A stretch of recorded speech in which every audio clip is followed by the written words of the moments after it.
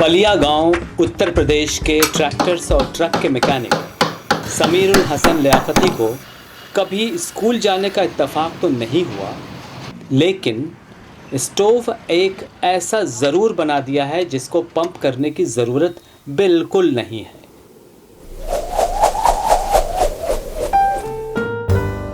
Pump वाले stove से और हमारे बिना पंप वाले स्टोव में जो है बहुत बड़ा फ़र्क है। वो फ़र्क ये है कि पंप वाले स्टोव में पहले तो पंप मार के कुछ तेल निकाला जाता है, उसके बाद फिर उसकी हवा फिर खोल दी जाती है, फिर उसका उसमें आग वगैरह लगाई जाती है, वो हीट होता है। हीट होने के बाद फिर हम पंप मारते हैं। जब वो तेल हिलता है उसका कचरा चला जाता है बर्नल के अंदर, फिर हम उसमें पिन मारते हैं। कभी उसके अंदर एक वाल्व छोटा सा लगा हो तो उसमें रबड़ की वॉशर होती है, वो लीक हो जाता है तो सारा केरोसिन जो है उसी पंप से जो है वापस आने लगता है। तो इस तरीके से खाने में मिट्टी तेल की खुशबू वगैरह आ जाती है, तो बनने के बाद भी खाना नहीं खा सकता है। इनका ये स्टोव एक ऐसा परिवर्तित स्टोव है जिसमें ईंधन की टंकी में दाब यानी प्रेशर पैदा करने के लिए पंप की ज़रूरत नहीं है। स्टोव को इस्तेमाल करते समय स्वचालित ढंग से दाब पूर्व निर्धारित स्तर तक पैदा हो जाता है। हमारे स्टोव में जो है एक मरतबा सिर्फ आपका तेल आ जाने पर कटोरी में आप तीली दिखा दीजिए, वो तेल जल जाए, फिर आप रेगुलेटर खोल दीजिए। आपको फिर उसमें कोई भी किसी तरीके का ना तीली दिखाने की ज़रूरत है, ना आपको पिन मारने की ज़रूरत है, ना आपको कोई इस तरीके की दिक्कत आएगी कि स्टोव के अंदर पानी बन रहा है, बर्नल के अंदर कार्बन आ गया है, बर्तन भी आपका काला नहीं होगा।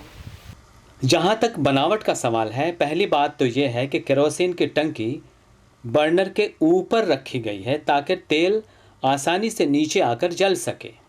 दूसरी बात है कि बर्नर के चारों तरफ तांबे का एक टेढ़ा किया हुआ पाइप है जो तेल की टंकी से जुड़ी हुई है। ये पाइप जो है केरोसिन हीटिंग के लिए, केरोसिन यहाँ से आने के बाद यहाँ हीट होता है, हीट होने के बाद यहाँ से टैंक में वापसी। जो टैंक के अंदर जो यू लगा हुआ है वो हीटिंग प्रेशर को जो है रोक के रखता है। ये यहाँ से बनता है जाके प्रेशर। टंकी के ऊपर एक प्रेशर गेज सेफ्टी वाल्व के साथ लगा हुआ है। अगर सेफ्टी वाल्व को ढीला करेंगे तो ग्रेविटी की वजह से केरोसिन अपने आप बर्नर में आ जाता है।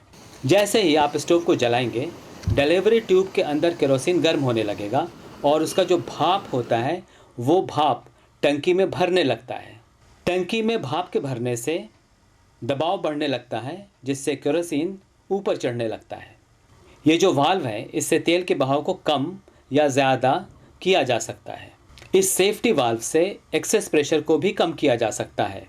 इस स्टोव को 75 psi तक प्रेशर देकर देखा गया है, कुछ नहीं होता है, ठीक काम करता है, फटता नहीं है। केरोसिन होता है शुरू में तो वो ऑटोमेटिकली फ्लो होता है बर्नर पे, और एक बार बर्नर को इग्नाइट कर दें तो एक जो एयर होती है उसको एक्सपेंड करके वो वापस से टैंक में फीडबैक किया जाता है, जिससे एक कांस्टेंट लूप बन जाता है और प्रेशर जनरेट हो जाता है टैंक में, और ऑटोमेटिकली फिर फ्यूल फ्लो होता है बर्नर में।